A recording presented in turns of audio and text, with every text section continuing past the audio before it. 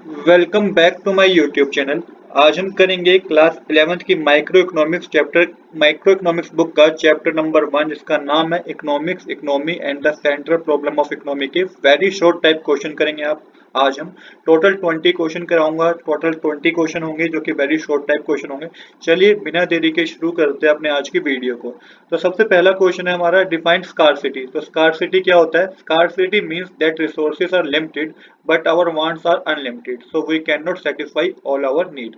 तो स्कार्सिटी का मतलब होता है कि रिसोर्सेज तो हमारे पास लिमिटेड है बट हमारी वांट्स अनलिमिटेड है, so we can not satisfy all our need. तो हम अपनी सारी नीड्स को सेटिस्फाई नहीं कर सकते, तो इसी को स्कार्सिटी बोला गया है। सेकंड है what is the problem of choice. तो प्रॉब्लम ऑफ चॉइस यहाँ पे आपको एक्सप्लेन करना है। Because of scarcity we must choose what to produce and what to leave out, this is called problem of choice.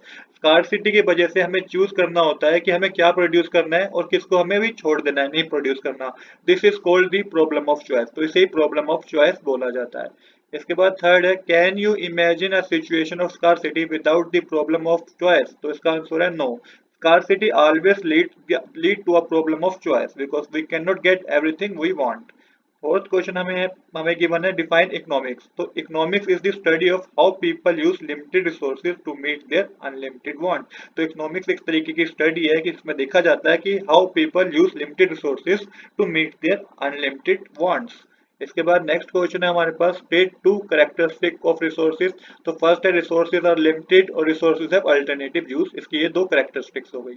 अब next है why does the problem of choice arise. तो problem of choice arise क्यों हुई? It arise because resources are limited and wants are unlimited. Because resources जो हमारे पास वो limited है बट हमारी वांट्स जो है वो अनलिमिटेड है, इसी वजह से प्रॉब्लम ऑफ चॉइस जो हुई वो अराइज हुई। इसके बाद नेक्स्ट क्वेश्चन है question number 7, define micro economics. तो माइक्रो इकोनॉमिक्स को आपको डिफाइन करना है। Micro economics is the branch of economics that study individual unit like a consumer firm और मार्केट। माइक्रो इकोनॉमिक्स जो है वो एक तरीके से ब्रांच है इकोनॉमिक्स की जिसमें हमें जो कि स्टडी करती है इंडिविजुअल इंडिविजुअल यूनिट पे, चाहे वो कंज्यूमर हो, फर्म हो या फिर मार्केट हो।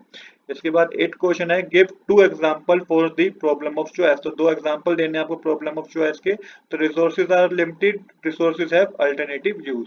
इसके बाद नेक्स्ट है हमें हमारे पास question what does the problem for whom to produce refer to. तो जो प्रॉब्लम है फॉर होम टू प्रोड्यूस ये इसको रेफर इसको आपको एक्सप्लेन करना है कि क्या है ये problem. It refer to choosing who will get the good produce, rich people, poor people और एवरीवन।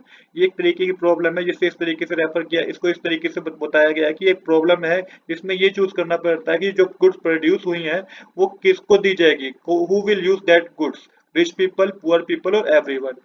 इसके बाद 10th क्वेश्चन है define opportunity cost. Opportunity cost क्या है? Opportunity cost is the value of next best alternative that is given up when a choice is made. तो opportunity cost क्या है? एक वैल्यू है जो कि नेक्स्ट बेस्ट अल्टरनेटिव को हम क्या करते हैं, हम उसको प्रोड्यूस नहीं करते हैं, उसको हम गिव अप कर देते हैं। When a choice is made, जब हम अपनी चॉइस को मेड करते हैं, जब हम डिसाइड करते हैं कि क्या प्रोड्यूस करना है और जो नेक्स्ट बेस्ट अल्टरनेटिव होता है उसको ना यूज करना ही अपॉर्चुनिटी कॉस्ट बोला गया है। इसके बाद है 11th question give meaning of opportunity cost. तो सेम है ये, सेम एज 10th क्वेश्चन। इसके बाद है question number 12 what is mean by economising resources. तो इसका मतलब देखिए, इसको आपको एक्सप्लेन करना है। Using resources in the best possible way to get maximum benefit and minimum waste. तो रिसोर्सेज को इतने बेस्ट पॉसिबल वे से यूज करना कि हमें मैक्सिमम बेनिफिट मिल पाए और हमारा वेस्ट भी मिनिमम हो। इसके बाद क्वेश्चन नंबर 13 है what does the PPC show, मतलब प्रोडक्शन पॉसिबिलिटी कर्व क्या शो करती है। तो production possibility curve show maximum output combination of two goods that can be produce using available resources efficiently.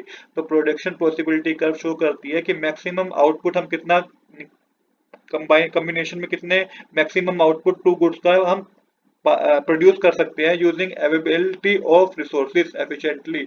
जो भी अवेलेबल रिसोर्सेज है हमारे पास उसको किस तरीके से हम एफिशिएंटली यूज करके हम maximum output combination of two goods का हम यूज आउटपुट प्रोड्यूस कर सकते हैं, उसको पीपीसी कर्व बोला गया है, उसको पीपीसी बोला गया है, प्रोडक्शन पॉसिबिलिटी कर्व।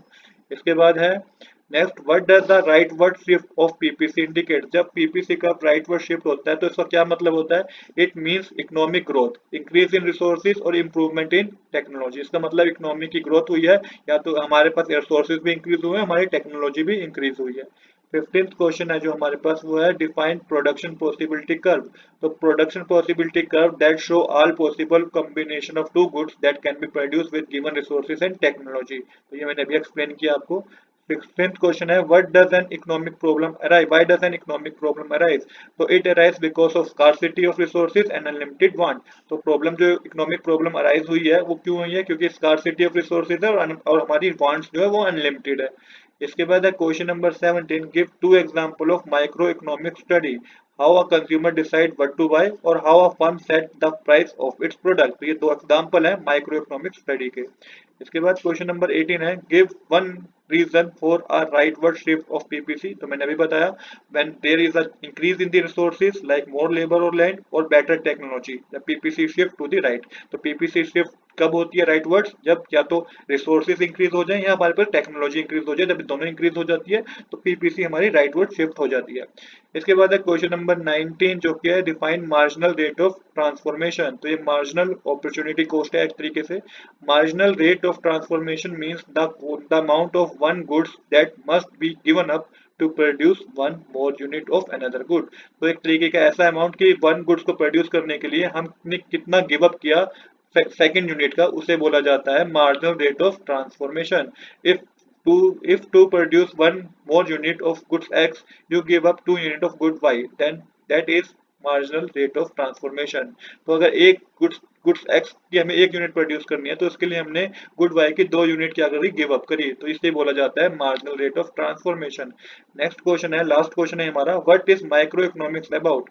तो माइक्रो इकोनॉमिक्स एक्सप्लेन करना है। Micro economics study the behaviour of individual unit in the economy like consumer, how they spend money, firm, how they produce and fix prices, market, how demand and supply work.